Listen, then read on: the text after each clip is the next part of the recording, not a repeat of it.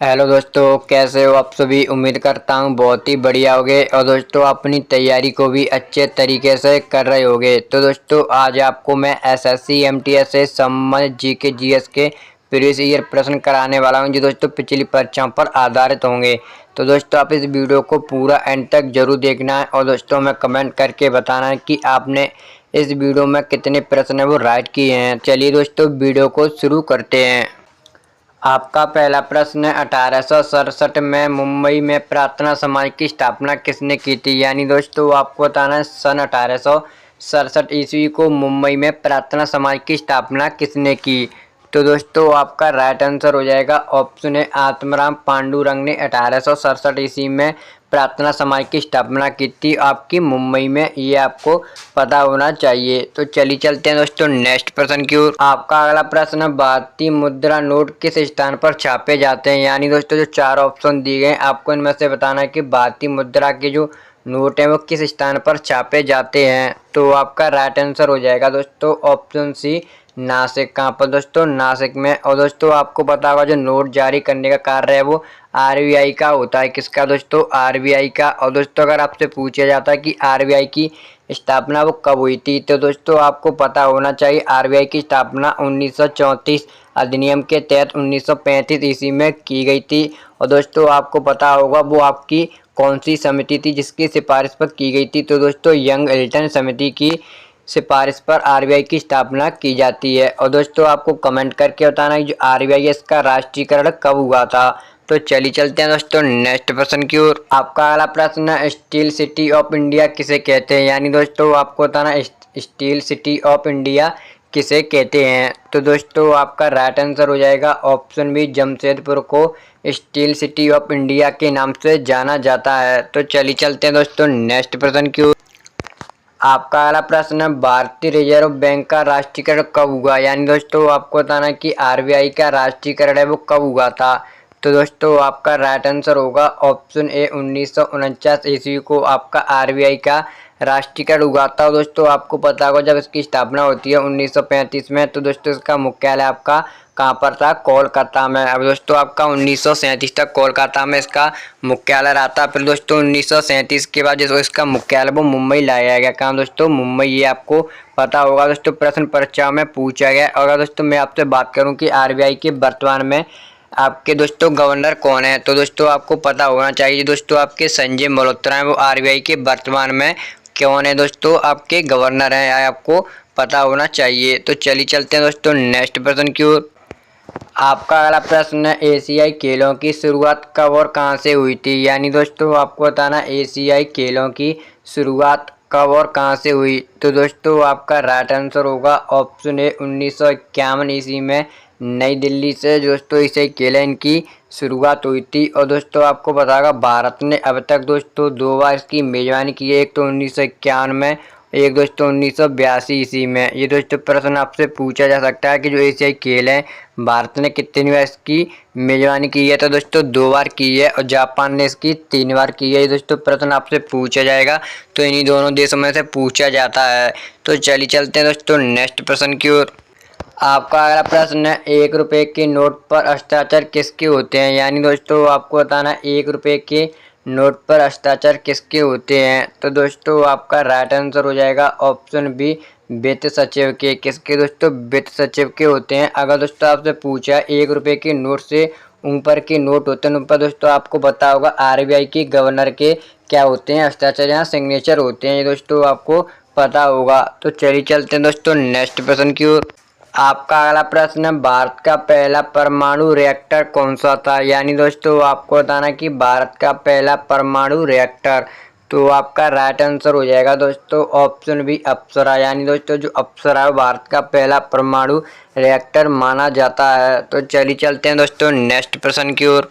आपका अगला प्रश्न है पंडित बिरजू महाराज की नृत्य शैली से संबंधित है। यानी दोस्तों आपको बताना जो पंडित बिरजू महाराज हैं वो किस नृत्य शैली से संबंधित हैं। तो दोस्तों आपका इसका राइट आंसर हो जाएगा ऑप्शन बी कथक। कहाँ से दोस्तों, कथक जो दोस्तों आपका उत्तर प्रदेश का नृत्य है या शास्त्रीय नृत्य माना जाता है दोस्तों उत्तर प्रदेश का। तो चलिए चलते हैं दोस्तों नेक्स्ट प्रश्न की ओर। आपका अगला प्रश्न है, भारत की पहली रेल लाइन कब शुरू हुई थी? यानी दोस्तों आपको बताना कि भारत की पहली रेल लाइन है वो कब शुरू हुई। तो आपका राइट आंसर होगा दोस्तों ऑप्शन बी, 16 अप्रैल 1853 को भारत की पहली रेल जो दोस्तों आपकी मुंबई से ठाणे तक चली थी, जिसने दोस्तों आपकी 34 किलोमीटर की दूरी तय की थी। कितनी दोस्तों? 34 किलोमीटर की दूरी। तो चलिए चलते हैं दोस्तों नेक्स्ट प्रश्न की ओर।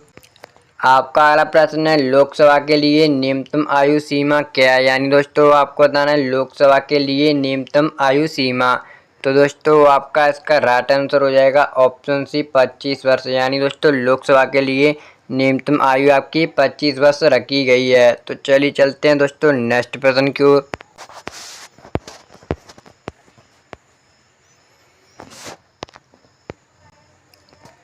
आपका अगला प्रश्न है, कैबिनेट मिशन भारत कब आया था? यानी दोस्तों आपको बताना जो कैबिनेट मिशन है वो भारत कब आया था। तो दोस्तों आपका राइट आंसर हो जाएगा ऑप्शन बी, 1946 ईस्वी में आपका कैबिनेट मिशन भारत आया। और दोस्तों आपको पता होगा 1950 ईस्वी में अपना जो भारतीय संविधान है वो लागू किया गया था 26 जनवरी 1950 ईस्वी को। और दोस्तों जो अपना भारतीय संविधान है उसे 26 नवंबर 1949 को संविधान सभा द्वारा यानी स्वीकार किया गया था। 1942 में आपको दोस्तों पता ही होगा क्या हुआ था, भारत छोड़ो आंदोलन की शुरुआत होती है। और दोस्तों आपको 1947 में अपना जो भारत है स्वतंत्र अधिनियम है वो आया था। तो चलिए चलते हैं दोस्तों नेक्स्ट प्रश्न की ओर। आपका अगला प्रश्न है, विश्व एड्स दिवस कब मनाया जाता है? यानी दोस्तों आपको बताना कि विश्व एड्स दिवस है वो कब मनाया जाता है। तो दोस्तों आपका इसका राइट आंसर हो जाएगा ऑप्शन सी, 1 दिसंबर को आपका विश्व एड्स दिवस मनाया जाता है। तो चलिए चलते हैं दोस्तों नेक्स्ट प्रश्न की ओर। आपका अगला प्रश्न है, संविधान संशोधन का अधिकार किसके पास है? यानी दोस्तों आपको बताना जो संविधान संशोधन है उसका अधिकार किसके पास है।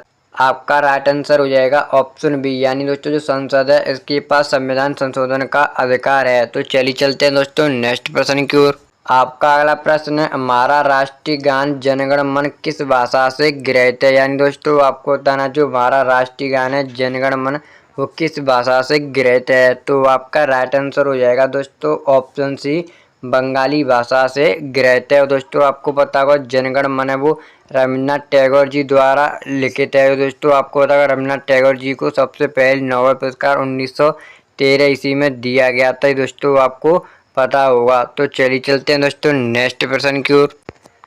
आपका अगला प्रश्न है, जीएसटी का पूरा नाम। यानी दोस्तों आपको बताना जीएसटी का पूरा नाम या फुल फॉर्म क्या है। तो दोस्तों आपका इसका राइट आंसर होगा ऑप्शन बी, यानी दोस्तों गुड एंड सर्विस टैक्स जो दोस्तों जीएसटी का पूरा नाम है। तो चलिए चलते हैं दोस्तों नेक्स्ट प्रश्न की ओर। आपका अगला प्रश्न है, लाल बाल पाल किन 3 नेताओं के समूह को कहा जाता है? यानी दोस्तों आपको बताना जो लाल बाल पाल है वो किन 3 नेताओं के समूह को कहा जाता है। तो आपका राइट आंसर होगा दोस्तों ऑप्शन बी, यानी दोस्तों बाल गंगाधर तिलक और लाला लाजपत राय और दोस्तों बिपिन चंद्र पाल, इन तीनों का दोस्तों समूह को लाल बाल पाल कहा जाता है। तो चलिए चलते हैं दोस्तों नेक्स्ट प्रश्न की ओर। आपका अगला प्रश्न है, भारतीय अंतरिक्ष अनुसंधान संगठन यानी दोस्तों इसरो का मुख्यालय वो कहाँ पर है? तो दोस्तों आपका इसका राइट आंसर हो जाएगा ऑप्शन ए, बेंगलुरु। यानी दोस्तों बेंगलुरु में इसरो का मुख्यालय। इसरो की स्थापना आपको पता होगा दोस्तों 1969 ईस्वी में की गई थी। कब दोस्तों? 1969 ईस्वी को। तो चलिए चलते हैं दोस्तों नेक्स्ट प्रश्न की ओर। आपका अगला प्रश्न है, WTO का पूर्ण रूप क्या है? यानी दोस्तों आपको बताना है WTO का पूरा नाम या पूर्ण रूप। तो दोस्तों आपका राइट आंसर हो जाएगा option C, World Trade Organization. तो चलिए चलते हैं दोस्तों नेक्स्ट प्रश्न की ओर। आपका अगला प्रश्न है, मोहनजोदड़ो की खुदाई सबसे पहले किसने करवाई थी? यानी दोस्तों आपको बताना जो मोहनजोदड़ो है उसकी खुदाई सबसे पहले किसने करवाई थी। तो आपका राइट आंसर होगा दोस्तों ऑप्शन ए, RD बनर्जी ने सन 1922 ईस्वी में सबसे पहले दोस्तों मोहनजोदड़ो की खुदाई करवाई थी। और दोस्तों आपको पता होगा जो मोहनजोदड़ो वहाँ पर सबसे बड़ा स्नानघर मिला था, ये आपको पता होगा। तो दोस्तों आज की वीडियो हमारी यहीं पर समाप्त होती है। अगर आपको वीडियो अच्छी लगी हो तो वीडियो को लाइक और चैनल को सब्सक्राइब जरूर कर लेना है और दोस्तों हमें कमेंट करके बताना है कि आपने इनमें से कितने प्रश्न है वो राइट किए हैं। तो चलिए दोस्तों मिलते हैं नेक्स्ट वीडियो में। जय हिंद जय भारत।